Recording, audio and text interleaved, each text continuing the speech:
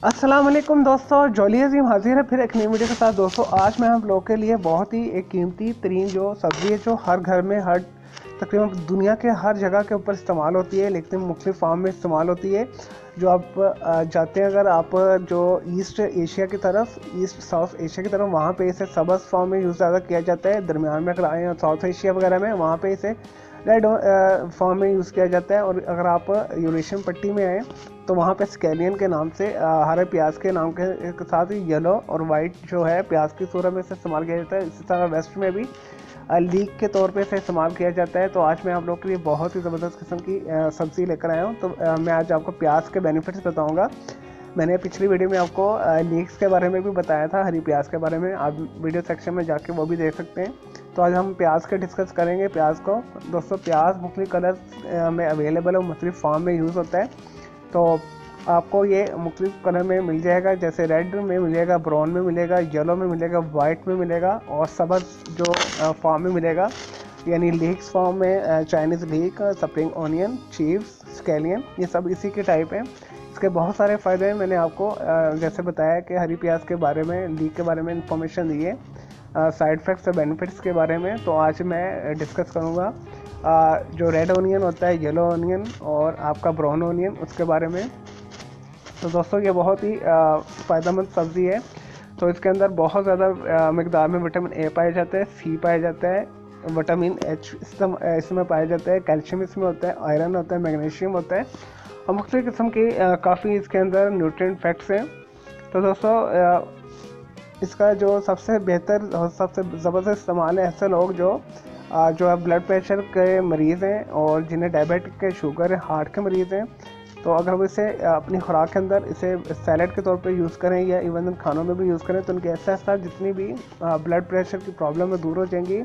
Cholesterol level ख़त्म हो जाएगा। अगर कोलेस्ट्रॉल लेवल इंक्रीज़ हुआ है वो बैलेंस पे आ जाएगा और उनकी जो शुगर है, डायबिटिक्स भी सतह पे आ जाएगी। और ऐसे लोग जिन्हें पेशाब जलकर आता है या पेशाब जिन्हें कम आता है, अगर इसे सैलड में यूज़ करें तो इसे उन्हें पेशाब खुलकर आएगा। पेशाब आवा रही है तो इसे इस्तेमाल करने से पेशाब खुलकर आता है।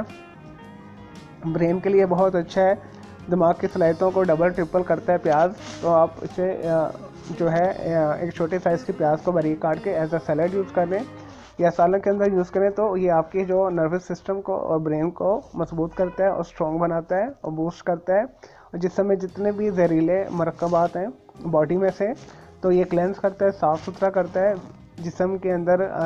आपको बताया जैसे मैंने आपको, खून को साफ़ करता है जिसकी वजह से आपकी स्किन बहुत ज़बरदस्त हो जाती है, स्ट्रेच हो जाती है और उसमें स्पॉट्स ख़त्म हो जाते हैं।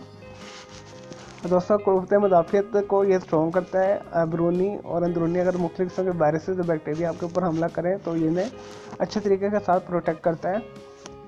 ऐसे लोग दोस्तों जो वज़न को कम करना चाहते हैं वो जो है प्याज का सैलड बना के खाएं, तो ऐसा उनका वेट लॉस हो जाएगा।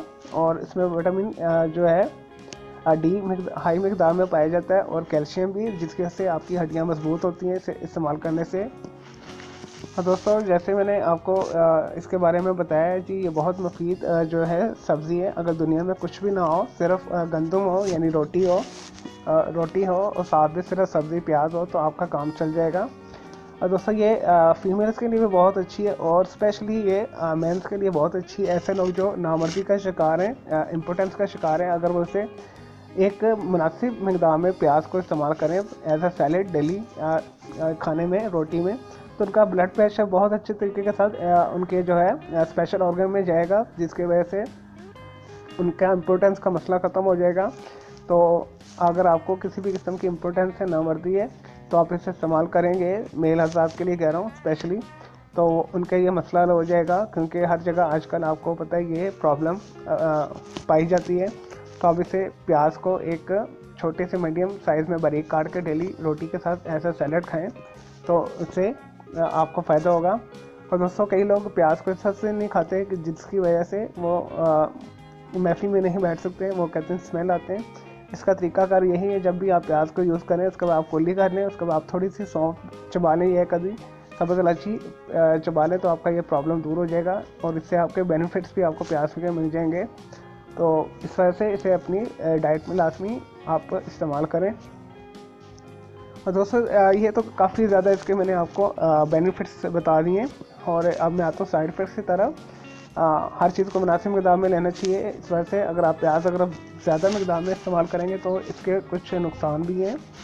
इसके ज़्यादा इस्तेमाल के साथ आपको जो है गैस्ट्रिक अल्सर बजाय सही होने के डबल ट्रिपल हो सकते हैं। आपके मैदे में तेज़ाबियत हो सकती है। इससे आपको स्किन आपकी ख़ारिश हो सकती है, जिस्म में बहुत ज़्यादा इरिटेशन हो सकती है, एलर्जी हो सकती है, आपको वॉमिट हो सकती है, मतली होगी, दिल ख़राब होगा इसके ज़्यादा इस्तेमाल से, और आपको ब्लोटिंग होगी, गैस आपकी बढ़ जाएगी, पेट आपका फूल जाएगा, बजाय ये सारा फ़ायदा देने के उल्टा नुकसान देना शुरू कर देगा।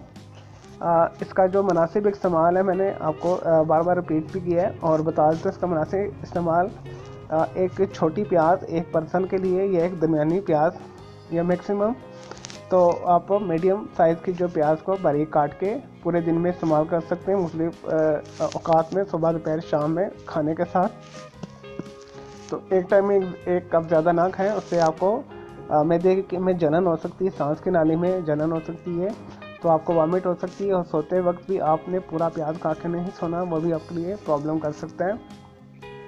चलें दोस्तों, ये तो थी जो है प्याज की जो बेनिफिट्स और साइड इफ़ेक्ट्स। मैं उम्मीद करता हूँ आपको ये मालूमात पसंद आई होगी प्याज के बारे में जो मैंने आपको बताई है। तो मैंने इस वीडियो को लाइक करना है, अपने कमेंट्स करना है, शेयर करना है। अगर मज़ीद आपको कोई सवाल है इस हवाले से, प्याज के हवाले से या किसी भी किस्म की वेजिटेबल हर्ब स्पाइस के बारे में, तो आप मुझे क्यूरी कर सकते हैं, सवाल कर सकते हैं, तो मैं आपको उसका ज़रूर रिप्लाई करूँगा। मुझे इजाज़त दें। ओके जी, अल्लाह हाफ़िज़, टेक केयर।